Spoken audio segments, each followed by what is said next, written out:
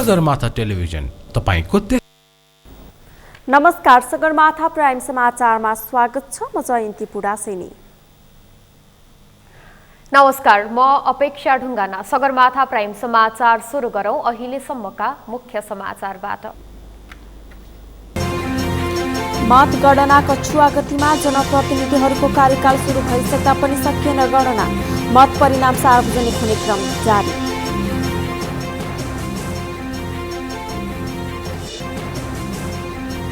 यौन हिंसाजन्य घटनाको हदम्याद बारे कानून संशोधन गर्न सरकारलाई संसदीय समितिको निर्देशन। सौन्दर्य प्रतियोगिता बारे नीतिगत व्यवस्था गर्न सुझाव। विश्वका विभिन्न 14 मुलुकमा फैलिएको मंकीपक्स संक्रमणबाट जोगिन स्वास्थ्य मन्त्रालयको आग्रह। सीमा नाकाहरूमा निगरानी बढाइयो।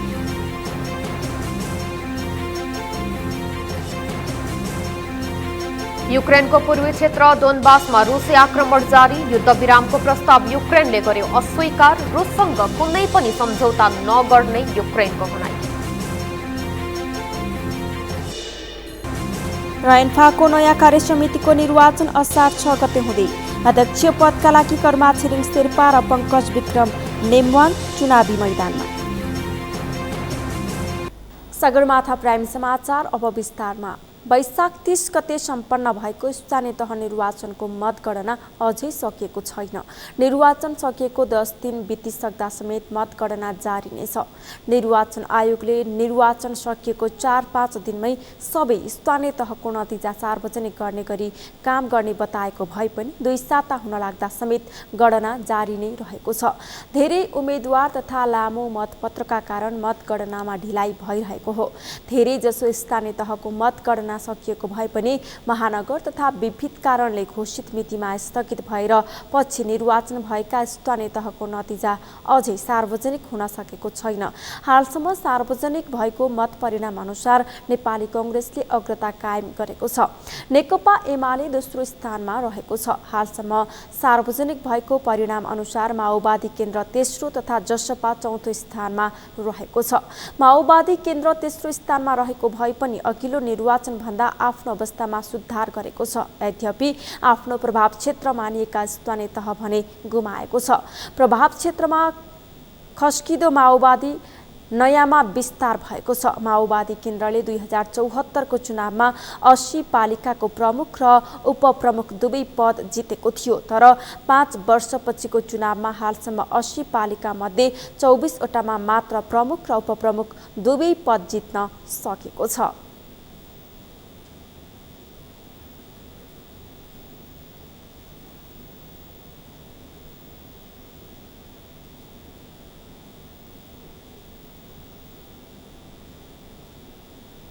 बेसवटा स्थानीय पालिकाहरू रहेको सर्लाहीका नवनिर्वाचित पालिका प्रमुखहरूले पद तथा गोपनीयताको शपथ लिएका छन्। वैशाख 30 मा सम्पन्न निर्वाचनबाट निर्वाचित भएका गाउँपालिका अध्यक्षहरू र नगरपालिकाका नगर प्रमुखहरूले पद तथा गोपनीयताको शपथ लिएका हुन्। सर्लाहीबाट शंकर पहाडीको रिपोर्ट। सर्लाहीका 11 वटा नगरपालिका र 9 वटा गाउँपालिकाका प्रमुख एवं अध्यक्षहरूले सोमबार पद तथा गोपनीयताको शपथ लिएका छन्। पद तथा गोपनीयताको शपथ ग्रहण गराउँदै सर्लाहीका प्रमुख जिल्लाधिकारी थानेश्वर गौतमले जनप्रतिनिधिहरूलाई जिम्मेवार बन्न आग्रह गरे। संघीयता कार्यान्वयनको पहिलो 5 वर्षमा धेरै कुराहरू हामी सिकाइको चरणमा रह्यौँ। हामी हिजोको स्थानीय विकास मन्त्रालय अन्तर्गतका स्थानीय निकायबाट हामी संविधानले नै र कानुनले संविधान त्यस पछाडि ऐनले नै स्थानीय तह भनेर कामको बाँडफाँडदेखि लिएर राजस्वका अधिकारहरू सबै एउटा वित्तीय संघीयताका 4 वटा खम्बा बन्छ। तपाईको काम राजस्व उठाउने अधिकार, अन्तर सरकारी वित्तीय हस्तान्तरण र ऋण लिने अधिकार सबै एउटा कम्पोनेन्टहरू क्रियाशीलबाट हामी एउटा संघीयताको उद्देश्यमा गएका थियौँ। हाम्रो पहिलो कार्यकाल चाहिँ सिकाइकै रूपमा रह्यो। हामी विगतको ह्याङओभरबाट विगतको स्थानीय निकायकै ह्याङओभरबाट कतिपय ठाउँमा मुक्त हुन सकेनौँ। त्यसले हामीलाई सुरुवातको पहिलो 1-2 वर्ष हामी अलिकति हाम्रा तिता मिठा कुराहरू पनि भयो, केही आलोचनाहरू पनि भयो। हामी दोस्रो तेस्रो वर्षमा गएर सच्यायौँ पनि। हुँदै हुँदै आज 5 वर्षे कार्यकाल पुरा गरेर यहाँ आउनुपर्छ। यो बिचमा हामीले धेरै कुरा सिक्यौँ र जो पुरानो हुनुहुन्छ उहाँहरूले त अनुभव लिएर आउनुभएको छ र जो नयाँ हुनुहुन्छ एउटा सिस्टम बसिसकेपछि ठाउँमा आउनुभएको छ। उनले 5 वर्षीय कार्यकाललाई उत्कृष्ट बनाउन सबै जनप्रतिनिधिहरू लाग्नुपर्नेमा जोड दिए। त्यस्तै निर्वाचनमा विभिन्न दल तथा सरकारवाला व्यक्तिसँग मत विभाजन भए पनि निर्वाचित जनप्रतिनिधि विभाजन नभएर जनतालाई न्यायगत ढङ्गले सेवा प्रवाह गर्नुपर्ने मुख्य निर्वाचन अधिकृत कुमार पियाले बताए। शपथ ग्रहण पनि गरिसक्नु भएको छ। यो शपथ ग्रहण पश्चात तपाईँहरूमा गहन जिम्मेवारी आइरहेको छ। त्यो गहन जिम्मेवारी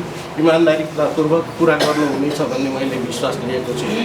तपाईँहरूले यो चुनावको क्रममा आफ्नो आफ्नो दलको घोषणापत्र अनुसार नागरिकको अगाडि जनताको अगाडि आफ्नो आफ्नो पालिकामा र एउटा घोषणापत्र अनुसार तपाईँहरूले आफ्नो वाचा गर्नुभएको छ, जनतालाई विश्वास दिनुभएको छ र त्यो विश्वासकै मतको आधारमा तपाईँहरू आज निर्वाचित हुनुभएको छ। त्यसैले त्यो जनताको विश्वासको मतलाई तपाईँहरूले कहिले पनि यो 5 वर्षे कार्यकालमा कुथाराघात गर्नुहुने छैन र जनताको अभिमत अनुसार काम गर्नुहुनेछ भन्ने मैले विश्वास लिएको छु। उनले गाउँपालिका तथा नगरपालिकामा धेरै ऐन नियम र कार्यविधि निर्माण भइसकेकोले जनप्रतिनिधिहरूलाई काम गर्न धेरै सहज हुने बताए। 20 पालिका रहेको सर्लाहीमा बागमती नगरपालिका, धनकौल गाउँपालिका, गोडैता नगरपालिका र विष्णु गाउँपालिकामा जनप्रतिनिधिहरू दोहोरिएका छन् भने बाँकी 16वटा स्थानीय निकायमा नयाँ जनप्रतिनिधिहरू निर्वाचित भएका छन्। सगरमाथा टेलिभिजनका लागि सर्लाहीबाट शङ्कर पहाडीको रिपोर्ट।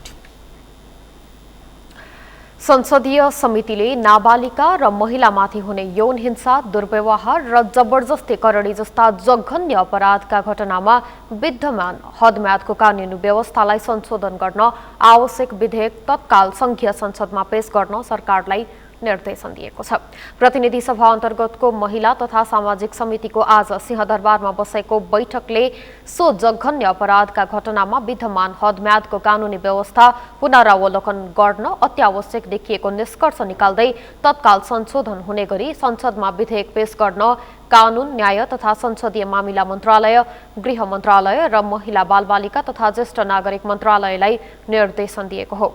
यौन हिंसा, दुर्व्यवहार र जबरजस्ती करणी जस्ता जघन्य अपराधका घटनाका सम्बन्धमा विद्यमान हदम्यादको व्यवस्था परिमार्जन गर्नका लागि आवश्यक विधेयक तत्काल संसदमा पेश गर्न सरकारलाई निर्देशन दिइएको समितिकी सभापति निरु देवी पालले जानकारी दिनुभयो।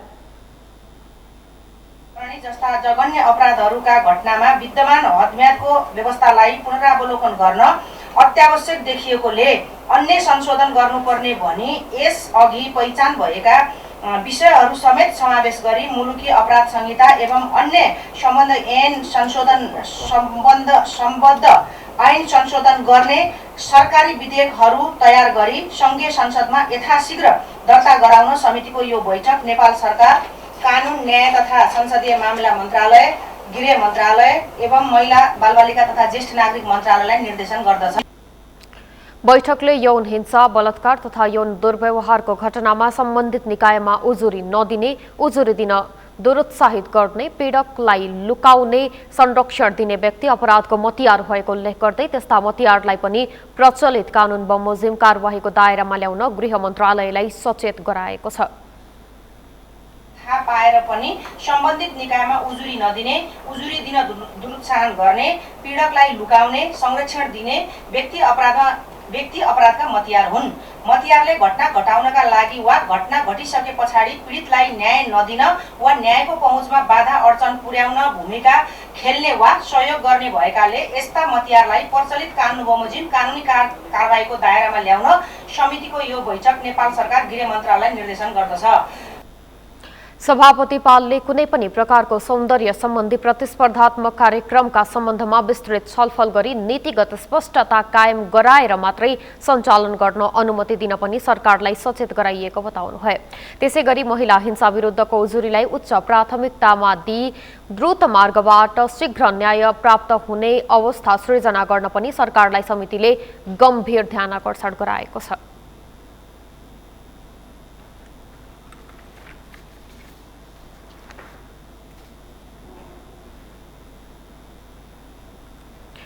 समाचारमा पालो भएको छ विश्रामको। विश्रामपछि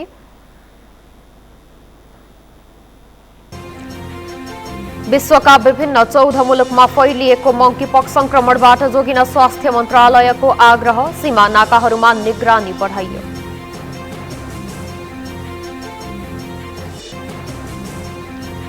युक्रेनको पूर्वी क्षेत्र डोनबासमा रुसी आक्रमण जारी। युद्धविरामको प्रस्ताव युक्रेनले गर्यो अस्वीकार। रुससँग कुनै पनि सम्झौता नगर्ने युक्रेनको भनाई। र एन्फाको नयाँ कार्य समितिको निर्वाचन असार 6 गते हुँदै। अध्यक्ष पदका लागि कर्मा छिरिङ शेर्पा र पंकज विक्रम नेमवाङ चुनावी मैदानमा।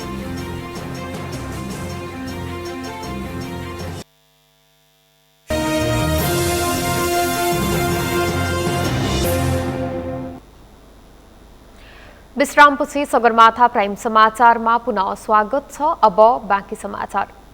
बलात्कार आरोपी मनोज पाण्डेमाथि अनुसन्धान गर्न प्रहरीले अदालतबाट म्याद लिएको छ। सौन्दर्य प्रतियोगितामा सहभागी एक युवतीलाई बलात्कार गरेको आरोपमा पक्राउ परेका पाण्डेमाथि थप अनुसन्धानका लागि म्याद लिन प्रहरीले उनलाई आज काठमाडौँ जिल्ला अदालत पुर्याएको थियो। जिल्ला अदालतले अनुसन्धानका लागि 5 दिनको म्याद दिएको जनाइएको छ। उनीमाथि सौन्दर्य प्रतियोगितामा सहभागी युवतीले सामाजिक सञ्जाल मार्फत आफूमाथि 6 महिनासम्म बलात्कार गरेको आरोप लगाएकी थिइन्। त्यसपश्चात पाण्डेलाई पक्राउ गरी कानून अनुसार कारवाही गर्न सडक, सदन र सामाजिक सञ्जालबाट तीव्र दबाव आइरहेको छ।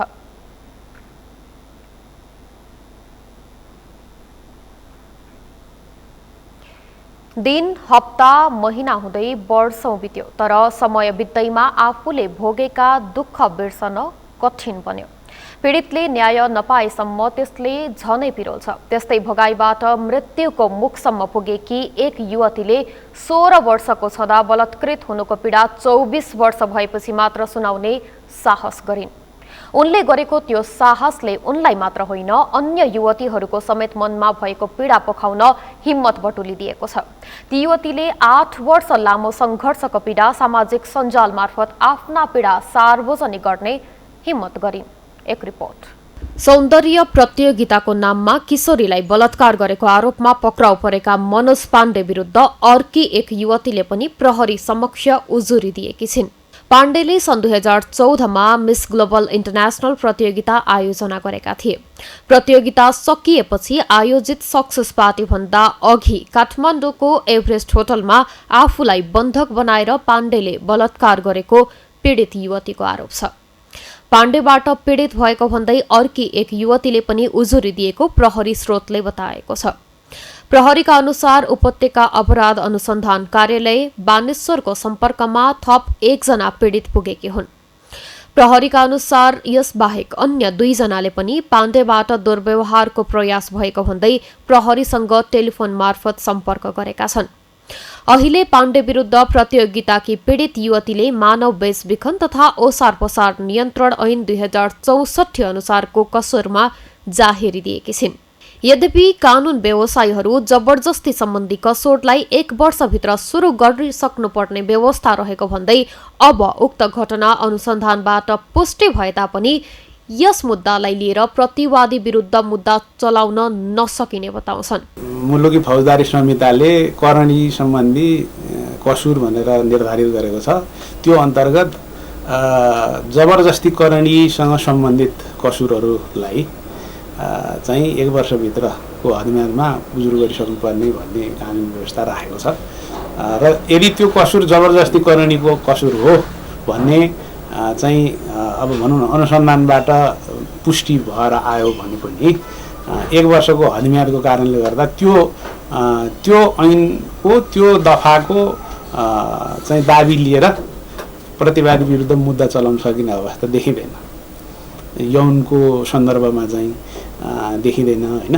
केही कानून व्यवसायीले भने घटनामा अनुसन्धान गर्ने अधिकारीले जानकारी पाए पश्चात मात्र हदम्याद सुरु हुने दावी गर्छन्। हदम्याद त्यति बेला सुरु हुन्छ जति बेला अनुसन्धान गर्ने अधिकारीले जतिखेर थाहा पाउँछ, थाहा पाएको समयबाट यसको हदम्याद चाहिँ सुरु हुन्छ। त्यो भन्नुको मतलब के हो त भन्दाखेरि आज थाहा पाएको कति भयो त भन्दाखेरि प्रहरीले थाहा पाएको समय भनेको आज 4-5 दिन भयो भने पछाडि प्रहरी भनेको नेपाल सरकारको अधिकारी हो भनेपछि यसको मुद्दाको पक्ष भनेको नेपाल सरकार हो। नेपाल सरकारले घटना भएको थाहा कहिले पायो त भन्दाखेरि 4 देखि 5 दिन जति भयो होला यो थाहा भएको भनेपछि यो मुद्दाको उठान गरेर त्यसरी यसलाई चाहिँ कारबाही गर्न सकिन्छ। कानुनका जानकारहरूकै मत बाजिँदा अब अनुसन्धान कुन ढङ्गले अघि बढ्छ भन्नेमा अन्योलता देखिएको छ। अहिले घटनाबारे छानबिन गर्नका लागि सरकारले उपत्यका अपराध अनुसन्धान कार्यालयका प्रमुख वरिष्ठ उपरीक्षक वसन्त कुँवरको नेतृत्वमा समिति बनाएको छ। उनीमाथि अहिले विभिन्न कोणबाट अनुसन्धान भइरहेको छ। पाण्डेलाई सोमबार जिल्ला अदालतमा उपस्थित गराएर अनुसन्धानका लागि म्याद थप गरिएको प्रहरीले जनाएको छ। सगरमाथा टेलिभिजनका लागि क्यामेरामा प्रताप लामाका साथ अमृत ढकाल र अपेक्षा ढुङ्गाना, काठमाडौँ। सरकारले विश्व बैंकबाट 275 मिलियन अमेरिकी डलर ऋण सहायता लिने बारे वार्ता टोली गठन गर्ने भएको छ। आज मन्त्री परिषदको निर्णय सुनाउँदै सञ्चार तथा सूचना प्रविधि मन्त्री एवं सरकारका प्रवक्ता ज्ञानेन्द्र बहादुर कार्कीले विश्व बैंकबाट यातायात तथा व्यापार अभिवृद्धि कार्यक्रमका लागि प्राप्त हुने करिब 33 अर्ब रुपैयाँ ऋण सहायता लिने बारे वार्ता टोली गठन गर्ने निर्णय गरेको बताउनु भएको हो। उहाँले वैदेशिक रोजगारीबाट फर्किएकाहरूको पुनः एकीकरण आयोजनाका लागि स्विजरल्याण्ड सरकारबाट प्राप्त हुने 6.8 मिलियन डलर अर्थात् करिब 86 करोड 13 लाख नेपाली रुपैयाँ अनुदान सहायता स्वीकार गर्ने निर्णय गरेको बताउनु भएको हो। नेपाल राष्ट्र बैंकको नोट धुल्याउने नियमावली 2079 बनाउन स्वीकृति दिने निर्णय गरेको छ। प्रवक्ता कार्कीले सरकारले सशस्त्र प्रहरी नायब महानिरीक्षक नारायण दत्त पौडेललाई सशस्त्र प्रहरी अतिरिक्त महानिरीक्षक पदमा बढुवा गरेको बताउनुभयो। 6.8 मिलियन करिब 86 करोड 13 लाख अनुदान सहायता स्वीकार गर्ने, विश्व बैंकबाट यातायात तथा व्यापार आबद्धता अभिवृद्धि कार्यक्रमका लागि प्राप्त हुने 275 मिलियन अमेरिकी डलर करिब रु 33 अरब ऋण सहायता सम्बन्धमा वार्ता टोली गठन गर्ने, नेपाल राष्ट्र बैंकको नोट धुलाउने नियमावली 2079 बनाउन स्वीकृति प्रदान गर्ने,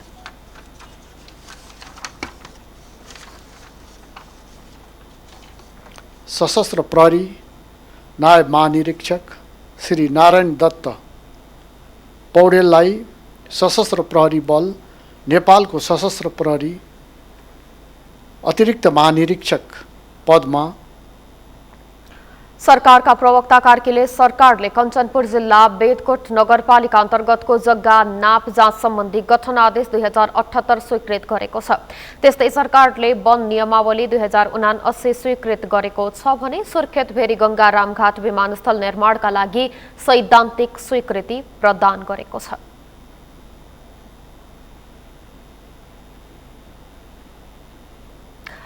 मंकीपक्सको संक्रमण फैलन सक्ने भन्दै सरकारले विशेष सावधानी अपनाउन आम नागरिकहरूलाई आग्रह गरेको छ। यो संक्रमण अधिकांश बालबालिकाहरूमा देखा पर्ने भएकाले बालबालिकाको स्वास्थ्यमा ख्याल गर्न पनि आग्रह गरेको हो।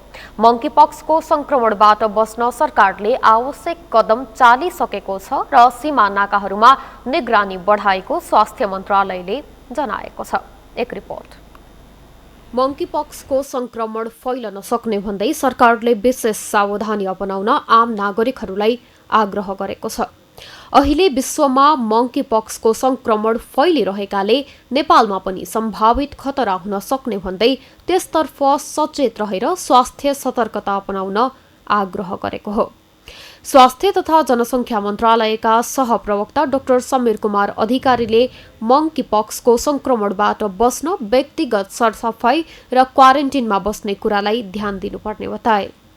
उनले विदेशबाट आउने नेपाली नागरिक र विदेशी नागरिकले कम्तीमा 2 हप्ता अनिवार्य क्वारेन्टिनमा बस्ने, सकेसम्म बाहिरी कुनै पनि सामानहरू नछुने र छोयाले साबुन पानीले तत्काल सफा गर्नुपर्ने बताए। सहप्रवक्ता अधिकारीले मंकीपक्सको संक्रमणबाट बस्न सरकारले आवश्यक कदम चालिसकेको छ र सीमा नाकाहरूमा निगरानी बढाएको बताए। र यसले शरीरमा प्रवेश गरेपछि अथवा हाम्रो सम्पर्कमा आएपछि शरीरमा फोकाहरू हुने, बिमिराहरू आउने, ज्वरोहरू आउने, ग्रन्थीहरू सुन्निने ती समस्याहरू चाहिँ हुनसक्छ। यसले विशेषतः बालबालिकाहरूलाई अलि बढी असर गर्न सक्ने कुराहरू चाहिँ अहिलेसम्म देखिएको छ। यो भाइरस अब मानिसबाट मानिसमा सङ्क्रमण हुन सुरु गर्यो र एक ठाउँबाट अर्को ठाउँमा फैलिने अवस्था भयो भने हामीले कोभिडमा धोएका छौँ। विश्व साह्रै सानो रहेछ भन्ने कुराहरू हामीलाई थाहा भइसकेको छ। संसारको जुनसुकै ठाउँमा भएको समस्या पनि अर्को देशका लागि अर्को ठाउँका लागि पनि हामी चिन्तित हुनुपर्छ। हामीले त्यसका लागि संवेदनशीलता अपनाएर आवश्यक निगरानीहरू गर्ने र सबै तयारीहरू गर्नुपर्ने चाहिँ ख्याल गर्नुपर्ने हुन्छ भन्ने कुरा हामीले भोगेका छौँ। भर्खरै कोभिडबाट हामी यो सङ्क्रमण जुन ठाउँमा हुनसक्छ अथवा जुन ठाउँबाट आउन सक्छ त्यो ठाउँबाट अलिकति टाढा भए पनि अथवा जुन देशहरूमा सङ्क्रमणहरू पुष्टि भएका छन् ती देशबाट हामी टाढा रहे पनि त्यहाँ भएका मानिसहरू अथवा ती सङ्क्रमितहरू कोही न कोही कुनै तरिकाले हामी कहाँ आइपुग्नु भयो र यो मानिसबाट मानिसमा सर्ने दर चाहिँ बढी छ भन्ने कुराहरू पुष्टि हुँदै गयो भने त्यसले हामीलाई पनि नछोला भन्न सकिँदैन। सहप्रवक्ता अधिकारीले मङ्की पक्स शरीरमा प्रवेश गरेपछि फोका उठ्ने, बिमिरा आउने, ज्वरो आउने र ग्रन्थीहरू सुनिने जस्ता समस्या देखा पर्ने बताए। उनले यो सङ्क्रमण अधिकांश बालबालिकाहरूमा देखा पर्ने भएकाले बालबालिकाको स्वास्थ्यमा ख्याल गर्न पनि आग्रह गरे। मङ्की पक्स भएर मृत्यु हुनेको दर 10% रहेको पनि बताए। मङ्की पक्सका कारण शरीरमा देखिएका लक्षण करिब 3 महिनापछि आफै हराएर जान सक्ने भएकाले डराउन आवश्यक नरहेको तर स्वास्थ्यमा ख्याल गर्नुपर्ने बताए। यद्यपि यो सङ्क्रमण भएपछि धेरैजसो लक्षणविहीन अवस्थामा अथवा सामान्य लक्षण भए पनि केही समयपछि आफै हराएर जान सक्छ भन्ने छ। कसैलाई 3 देखि 4 हप्तासम्म पनि लक्षण रहन सक्छ भन्ने छ। यो भाइरस हाम्रो शरीरमा सम्पर्कमा आइसकेपछि 2 देखि 3 हप्ताभित्रमा यसले लक्षणहरू देखाउने हुन्छ। त्यसै अनुसार अरू व्यक्तिमा सङ्क्रमण सर्न सक्ने समयावधि पनि त्यही 2 देखि 3 हप्ता एकदम अधिकतममा 3 हप्तासम्मको अवधि रहन्छ। अहिले यसको उपचारको कुराहरू हामीले गऱ्यौँ र यसको खोपको कुराहरू गऱ्यौँ भने हामीसँग यो अहिलेको मङ्की पक्सको भ्याक्सिन चाहिँ उत्पादन भएर प्रयोगमा पनि आइसकेको छ विश्वव्यापी रूपमा। यद्यपि सबैतिर यो सङ्क्रमण नभएको अवस्थामा सबैतिर उपलब्ध हुने गरी वितरण गरिएको उपलब्ध गराइएको अवस्था छैन। तर अध्ययन अनुसन्धानबाट पुष्टि भएर यो मङ्की पक्सका लागि यो भाइरस यो भ्याक्सिन लगाउनलाई उपयुक्त छ, लगाउँदा यसले सुरक्षित गर्न सक्छ भन्ने कुराहरू चाहिँ पुष्टि भइसकेको छ। मङ्की पक्स मध्य र पश्चिमी अफ्रिकी देशहरूका घना जङ्गलमा रहेका जनावरहरूको सम्पर्कमा आउने मानिसमा हुन सक्ने भाइरस हो। प्राय मुसा प्रजातिका जनावरहरूमा यसको भाइरस रहन्छ। ती जनावरहरूको शरीरबाट निस्किएका थुक्का छिटाहरू र्याल, तरल पदार्थ र प्रत्यक्ष सम्पर्कमा आउने जस्ता माध्यमहरूबाट सर्ने एवं मरेका वा त्यस्ता जनावरहरूको मासु प्रयोग गर्ने मानिसहरूमा यो सङ्क्रमण हुन सक्छ। यो सङ्क्रमण मान्छेबाट मान्छेमा हुने सम्भावना न्यून रहेको हालसम्मको अध्ययनले देखाएको छ। सौन्दर्य प्रतियोगिताका आयोजकले 8 वर्षअघि बलात्कार गरेको घटना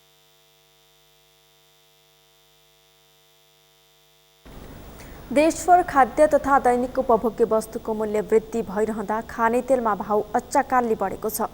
दैनिक उपभोग्य वस्तु खानेतेलको मूल्य यस आर्थिक वर्षमा बढी आकाशिएको छ। आइतबार मात्र खानेतेलमा प्रति लिटर 16 देखि 50 रुपैयाँसम्म वृद्धि भएको छ। ब्रान्ड अनुसार लिटरमा केही तलमाथि भए पनि सबैजसोको मूल्य बढेको छ। यसरी खाद्यान्नमा भएको मूल्य वृद्धिले उपभोक्ताहरू मारमा परेका छन्। मेनुका लम्सालको रिपोर्ट। देशभर खाद्य तथा दैनिक उपभोग्य वस्तुको मूल्य वृद्धि भइरहँदा खानेतेलको पनि मूल्य आकाशिएको छ। पछिल्लो एक सातामै खानेतेलको मूल्य प्रति लिटर 16 देखि 50 रुपैयाँसम्मले वृद्धि भएको छ। केही समय यता विभिन्न खाद्य वस्तुको मूल्य वृद्धि भइरहेको छ।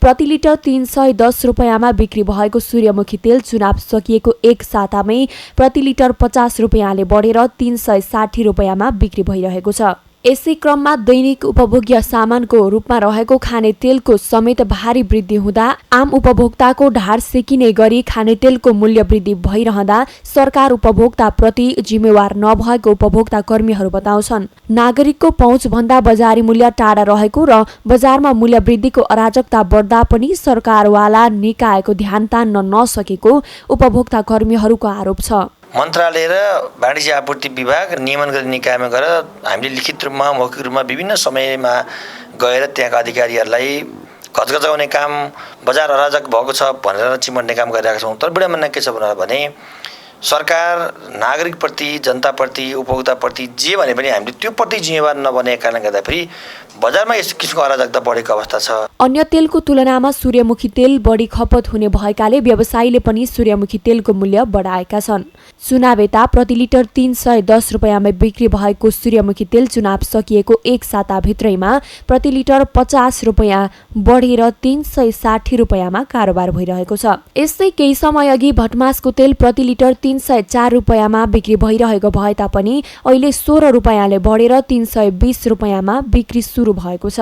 वाणिज्य आपूर्ति तथा उपभोक्ता संरक्षण विभागले युक्रेन र रुसको युद्ध, पेट्रोलियम पदार्थमा भएको मूल्य वृद्धिका कारण खानेतेलको मूल्य पनि वृद्धि भएको बताएको छ। बजारमा मूल्य वृद्धि भइरहँदा कालो बजारी समेत हुन सक्ने भन्दै विभागले निरन्तर बजार अनुगमन समेत गरिरहेको र मूल्य के कारणले वृद्धि भएको हो भनेर थप अनुसन्धान गरिरहेको जनाएको छ। हामीले गरेको अध्ययन अनुसार खास गरी आयातित वस्तुहरूमा चाहिँ अन्तर्राष्ट्रिय बजारमा पेट्रोलियम पदार्थको मूल्य वृद्धि, युक्रेन युद्धको असर र डलरको मूल्य वृद्धिको कारणले आयातित वस्तुहरूको मूल्य बढेको पाइएको छ र स्वदेशी वस्तुहरूको हकमा श्रमको लागतहरू बढेको, मलबिउहरू बढेको कारणले आन्तरिक उत्पादनको खाद्यान्नहरूमा पनि मूल्य बढेको पाइएको छ। हामीले निरन्तर बजारमा अनुगमन पनि गरिरहेका छौँ र यो मूल्य वृद्धिको पछाडिको कारण के हो भनेर अध्ययन अनुसन्धान पनि गरेका छौँ।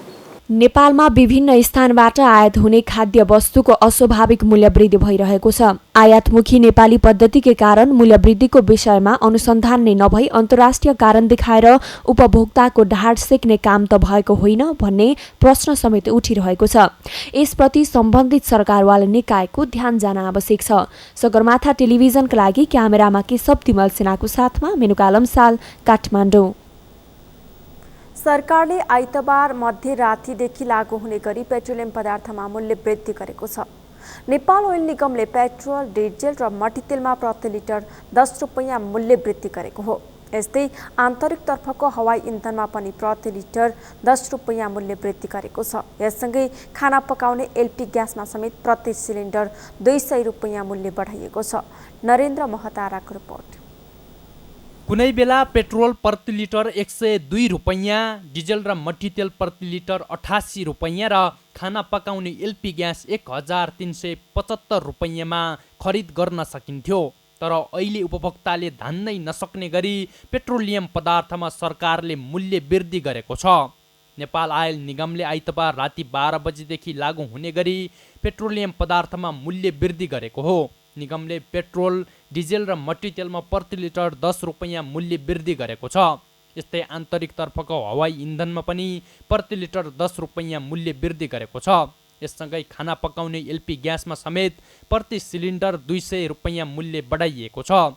निगमले गरेको नयाँ मूल्य सूची अनुसार पेट्रोल प्रति लिटर 180 रुपैयाँ, डिजेल र मट्टीतेल प्रति लिटर 163 रुपैयाँ कायम गरिएको छ। सरकारले पेट्रोलियम पदार्थमा अनावश्यक कर निर्धारण गरेर सर्वसाधारणलाई मारमा पारेको उपभोक्ताको गुनासो छ। छोटो समयमा 2 पटक बढिसकेको छ हैन। अब यसलाई चाहिँ यो यो चाहिँ मेन चाहिँ कमिसनको खेलै होला। अर्को चाहिँ अब जसको सरकार आए पनि यसको अब यो ढुवानी गर्दाखेरिमा जुन लाग्ने कस्टहरू छ, यो सरकारले लगाएको ट्याक्सहरू छ, त्यसको कारणले गर्दाखेरिमा पनि एकदमै बढिरहेको कि जस्तो लागिरहेछ। गभर्नमेन्टको यो अन्तिम बेलामा यो निम्न बेला बत्ती पनि चकिलो हुन्छ त्यही हो कि अब सर्वसाधारण त ठुलो मार छैन र एकचोटिमा चाहिने अब 200 नै चाहिने वात जानु भने त कति नै पुग्ने होला कि 1 केजी सामान किन्नलाई 2 केजी पैसा लिएर हिँड्ने। यस्तै पछिल्लो मूल्य सूची अनुसार खाना पकाउने एलपी ग्यासको मूल्य प्रति सिलिन्डर 1800 रुपैयाँ कायम गरिएको छ। पेट्रोलियम पदार्थमा मूल्य समायोजन पश्चात पनि निगमलाई अबको 15 दिनमा 3 अर्ब 35 करोड रुपैयाँ नोक्सानी हुने निगमको अनुमान छ। यता निगमले पेट्रोलियम पदार्थमा मूल्य वृद्धि गरेपछि बजारमा दैनिक उपभोग्य सामग्रीको मूल्य पनि बढ्न थालेको भन्दै चौतर्फी गुनासो बढेको छ। राज्यले पेट्रोलियम पदार्थमा अव्यावहारिक रूपमा करको दायरा बढाएर नागरिकमाथि अपराध गरिरहेको उपभोक्ता अधिकार कर्मीहरूको आरोप छ। राज्यले नागरिकमाथि अपराध गरेको छ। आफूले विभिन्न शीर्षकमा अकुत करहरू लिने, त्यो कर घटाउनलाई तम्ताया नहुने र सजिलोको निमित्त अन्तर्राष्ट्रिय बजारको बहानाबाजीमा उपभोक्तासँग बढी असुलले लिनको निमित्त मूल्य मात्रै बढाउने जुन काम गरेको छ, यसबाट समग्र आपूर्ति व्यवस्थामा असहज हुन्छ। आपूर्ति व्यवस्थामा मूल्य वृद्धि बढाउनको निमित्त अझ यसले बढी सपोर्ट गर्ने काम गर्छ। राज्य जिम्मेवार बन्नुपर्छ। निगमका अनुसार मूल्य समायोजनपछि पेट्रोलमा प्रति लिटर 14 रुपैयाँ 64 पैसा, डिजलमा प्रति लिटर 26 रुपैयाँ 82 पैसा र खाना पकाउने एलपी ग्यासमा प्रति सिलिन्डर 879 रुपैयाँ 75 पैसा नोक्सानी छ। निगमले 117 रुपैयाँ 18 पैसामा किनेको पेट्रोलमा 63 रुपैयाँ 23 पैसा कर लगाएर 180 रुपैयाँ पुर्याएको छ। यस्तै सरकारले खाना पकाउने एलपी ग्यासमा प्रति सिलिन्डर 327 रुपैयाँ कर उठाउने गरेको निगमले जनाएको छ। निगमले भने अन्तर्राष्ट्रिय बजारमा कच्चा तेलको मूल्य बढेकाले अहिलेको अवस्था सिर्जना भएको दाबी गरेको छ। निगमको चाहिँ अन्तर्राष्ट्रिय हामीले चाहिँ जुन मूल्य सूची प्राप्त गर्ने हो, अन्तर्राष्ट्रिय बजारमा अहिले पछिल्लो समय रुस र युक्रेन बिचमा जुन युद्ध भयो र त्यसको कारणले गर्दाखेरि चाहिँ कच्चा तेलको मूल्य र प्रशोधित तेलको मूल्यमा जुन किसिमको वृद्धि आयो, त्यो वृद्धिको कारणले गर्दाखेरि निगमले प्राप्त गर्ने जुन मूल्य सूची छ र निगमको जुन लागत छ, त्यो लागत बढ्दै जाने र लागत अनुसार चाहिँ हामीले लागत अनुसारको मूल्यमा चाहिँ हामीले बिक्री नगरेको कारणले गर्दाखेरि बिक्री गर्न नसकेको कारणले गर्दाखेरि निगमले चाहिँ पैसाको जो गर्न सकेन। पैसाको यसलाई चाहिँ यो ऋणात्मक अवस्थामा हामी पुग्दै गयौँ होइन। त्यो कारणले गर्दाखेरि अहिले यो यस्तो अवस्था सिर्जना भएको। सरकारले पेट्रोलियम पदार्थमा पटक पटक करको दर बढाउने मात्र नगरी यसलाई सर्वसुलभ र सस्तो मूल्यमा उपभोक्तालाई दिन सक्ने उपाय खोज्न आवश्यक छ, जसले गर्दा सर्वसाधारण नागरिकले देशमा सरकार भएको महसुस गर्न सकुन्। सगरमाथा टेलिभिजनका लागि क्यामेरामा सुरेन्द्र राउतका साथमा नरेन्द्र महतारा, काठमाडौँ। नेपाल ओइल निगमले आइतबार रातिदेखि लागू हुने गरी पेट्रोलियम पदार्थमा मूल्य वृद्धि गरेको छ। निगमले पेट्रोल, डिजेल र मट्टीतेलमा प्रति लिटर 10 रुपैयाँ मूल्य वृद्धि गरेको छ। त्यस्तै आन्तरिकतर्फको हवाई इन्धनमा पनि प्रति लिटर 10 रुपैयाँ मूल्य वृद्धि गरिएको छ। खाना पकाउने एलपी ग्यासमा प्रति सिलिन्डर 200 रुपैयाँ मूल्य बढाइएको छ। यसै सन्दर्भमा आज हामीले सगरमाथा जनबोलीमा सर्वसाधारणलाई सोधेका थियौँ, पेट्रोलियम पदार्थमा पटक पटक हुने मूल्य वृद्धिलाई के भन्नुहुन्छ।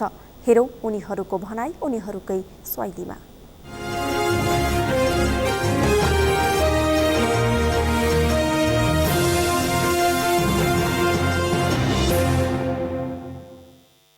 पेट्रोलियम पदार्थमा मात्रै महँगी होइन, सबै चिजमा बराबर महँगी बढिरहेछ। यो देखेको वात्तै देखेको भनेको पेट्रोलियम पदार्थमा हो। त्यो चाहिँ अब सरकारले चाहिँ कर लिँदै करकै कारणले चाहिँ नि त्यो त्यसमा असुल उपर भएको हो भन्ने मलाई त्यस्तै लागिरहेछ। यो पेट्रोलियम पदार्थमा हुने पटक पटक मूल्य वृद्धि यो चाहिँ गलत छ। यो बजारको नियन्त्रण वास्तवमा सरकारले गर्नुपर्ने, सर्वसाधारण जनताहरू एकदमै मारमा परेका छन्।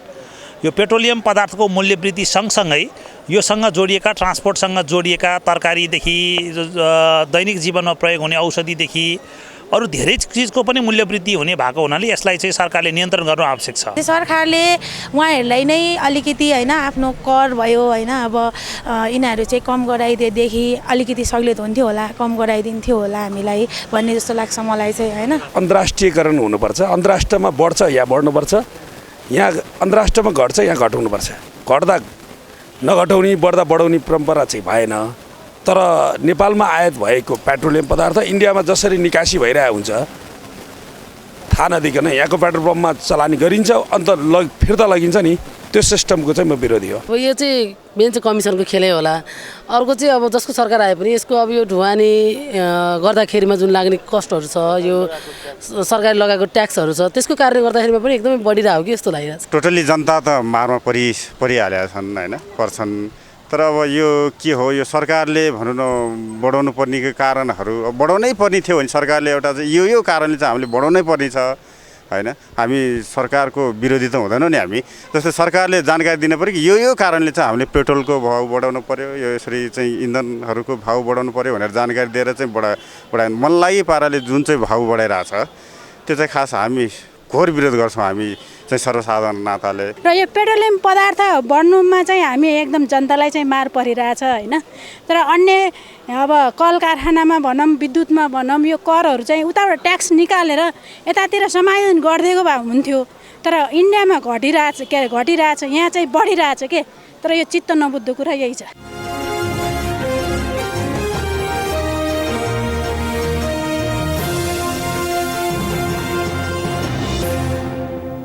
नेपाली सेनाको अगुवाईमा सुरु भएको हिमाल सरसफाई अभियानको आधा कार्य सफल भएको छ। सगरमाथा, लोहत्से, मनासलु, कञ्चनजङ्घा हिमालसहित 4वटा हिमश्रृङ्खलाहरूको सरसफाई गरिँदै आएको हो। प्रमुख कर्पोरेट साझेदारको रूपमा कोका-कोला फाउन्डेसन रहेको यस अभियानमा अन्य थुप्रै संस्थाहरूले पनि सहकार्य गरेका छन्। यस क्याम्पेनमा नेपाली सेना र शेर्पाहरू गरी जम्मा 77 जना सदस्य रहेका छन्। वार्षिक 1100 आरोही आउने 8000 मिटरभन्दा बढी उचाइका 4 हिमालमा आरोही सँगसँगै ठूलो मात्रामा फोहोर पनि भित्रिएका छन्, जसले गर्दा हिमाली क्षेत्रको फोहोर व्यवस्थापन एक प्रमुख चुनौतीको रूपमा रहेको सरकारवालाहरूले बताएका छन्।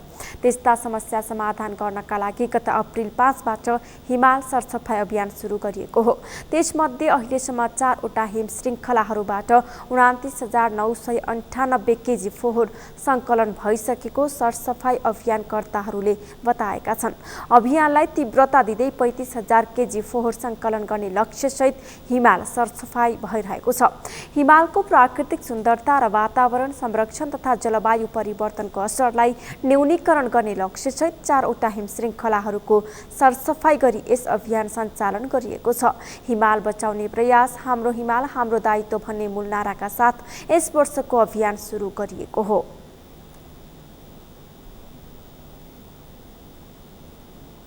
सगरमाथा प्राइम समाचारमा एकैछिन विश्रामपछि युक्रेनको पूर्वी क्षेत्र डोनबासमा रुसी आक्रमण जारी। युद्धविरामको प्रस्ताव युक्रेनले गरे अस्वीकार। रुससँग कुनै पनि सम्झौता नगर्ने युक्रेनको भनाई। राइन्फाको नयाँ कार्य समितिको निर्वाचन असार 6 गते हुँदै अध्यक्ष पदका लागि कर्मा छिरिङ शेर्पा र पंकज विक्रम नेमवाङ चुनावी मैदानमा।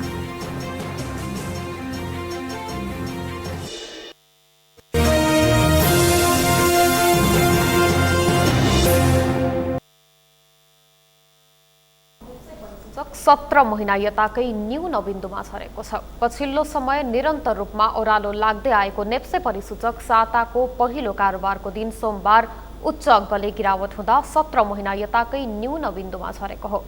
साताको पहिलो कारोबार सोमबार नेप्से परिसूचक 34.21 अङ्कले घटेर 2200.88 बिन्दुमा झरेको छ।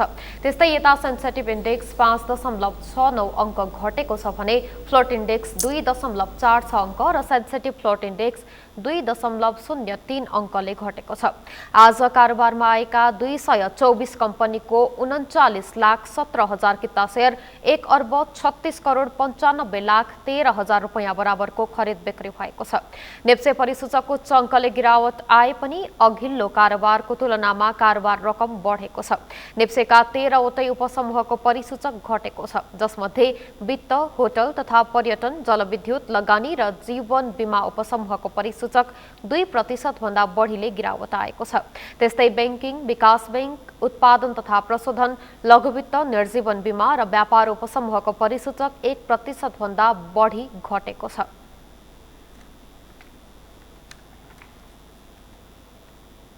अब पालो खेल समाचारको।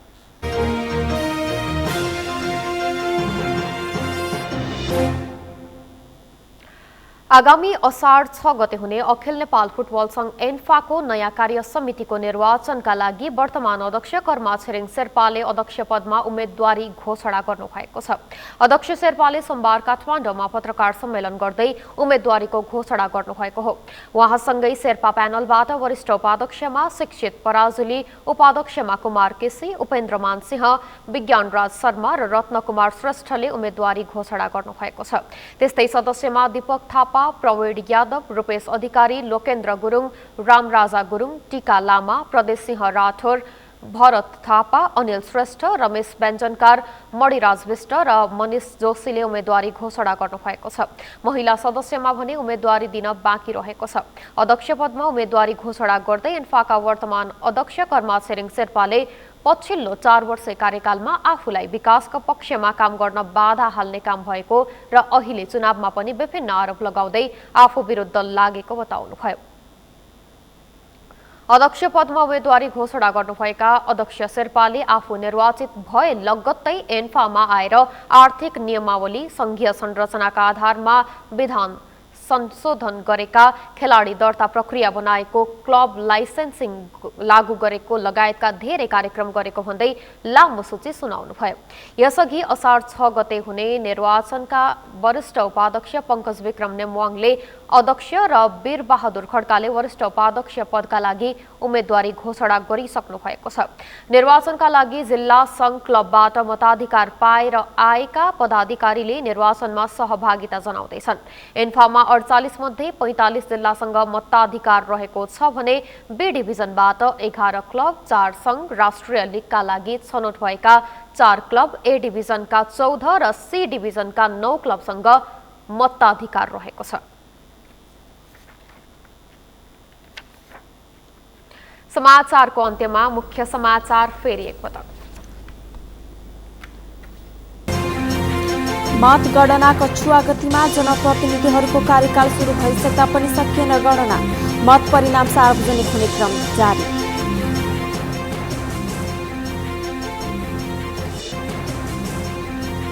यौन हिंसाजन्य घटनाको हदम्याद बारे कानून संशोधन गर्न सरकारलाई संसदीय समितिको निर्देशन। सौन्दर्य प्रतियोगिता बारे नीतिगत व्यवस्था गर्न सुझाव। विश्वका विभिन्न 14 मुलुकमा फैलिएको मंकीपक्स संक्रमणबाट जोगिन स्वास्थ्य मन्त्रालयको आग्रह। सीमा नाकाहरूमा निगरानी बढाइयो।